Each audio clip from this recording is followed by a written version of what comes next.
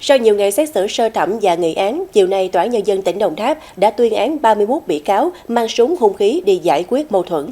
Các bị cáo từ 25 đến 27 tuổi bị tuyên án về các tội danh giết người, tàng trữ, sử dụng trái phép vũ khí quân dụng và gây rối trật tự công cộng.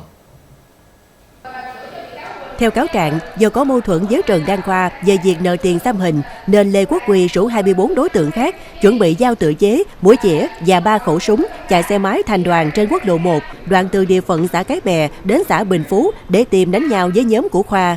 Nhóm của Khoa gồm 6 người cũng chuẩn bị sẵn hung khí, hò hét, nẹt bô xe, cùng rượt đuổi đánh nhau.